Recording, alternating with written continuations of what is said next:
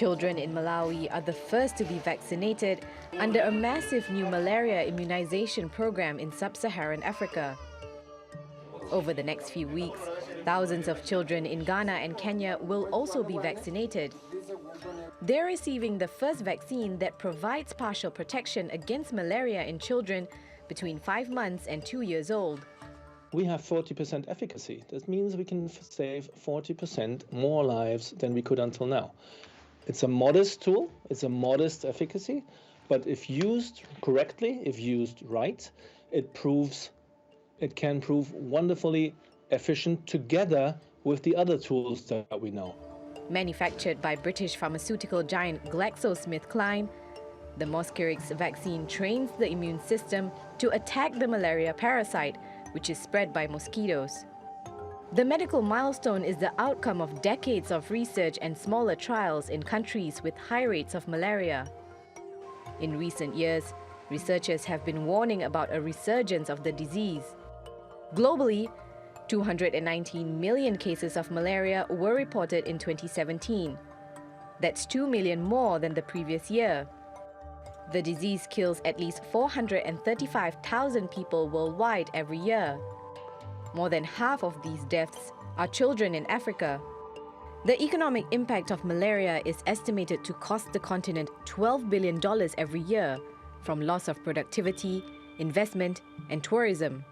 In many areas where maybe global warming might occur, where the temperatures are rising, mosquitoes may now breed in areas where they haven't been existing before.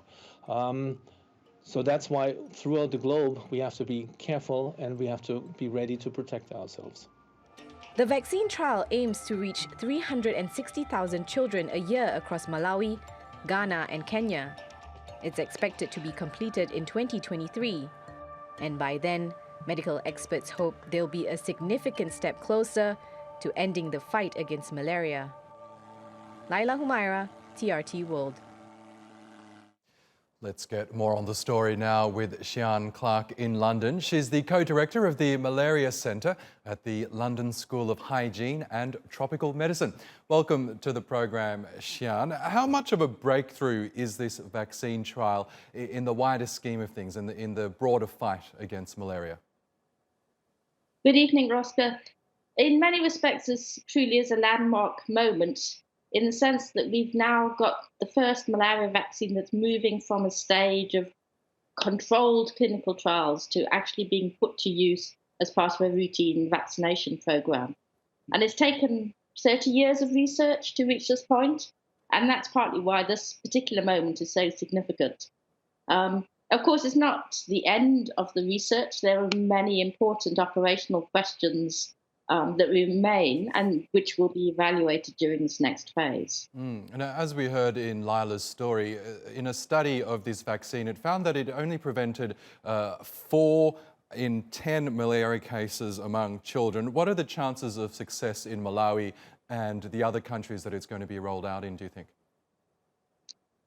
Well, I think as was said in your piece, this is an imperfect tool. We often think of vaccines as kind of conferring lifelong immunity. That's not the case here. But nonetheless, even a vaccine that can reduce the number of malaria deaths by 4 out of every 10 cases, or malaria cases 4 out of every 10, does mean that in an area where 250,000 children are dying every year, which is a burden in Africa, that translates into a sizable number of deaths which are prevented. Now, I know your work focuses more on fighting the disease itself, but we also just want to look at the economic impact. We mentioned there that the Centres for Disease Control estimates that the direct costs of treating, battling the disease is around $12 billion a year. The economic impact is much, much more. Do you expect that a vaccine may be able to save these countries, particularly in Africa, a lot of money in the long run? Undoubtedly. I mean, I think there will be benefits both for the households themselves that currently spend a lot of money on treatment and also on prevention. There's also the cost of time lost in caring for sick children and seeking treatment. those benefits will directly accrue to the households concerned. And there will be benefits also for the government in terms of reduced hospital expenditure. 50% of malaria admissions in hospital are due to malaria.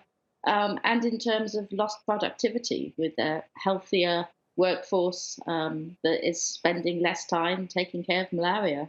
Interesting. And while this vaccine trial is obviously a significant development, what more needs to be done in the fight against malaria? So, I mean, one of the challenges with this vaccine is that it doesn't confer lifelong immunity.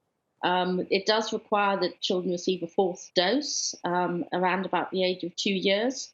So it will be important to see how many children actually receive that fourth dose to receive the full benefit of the vaccination. And it also means it's important to continue using current malaria prevention tools. So we've made great progress in the last 15, 20 years through the use of insecticide-treated nets, and those will continue to remain very important. Okay, we will be keeping a close eye as this vaccine trial gets underway. Sian Clarke in London, thanks so much for your analysis.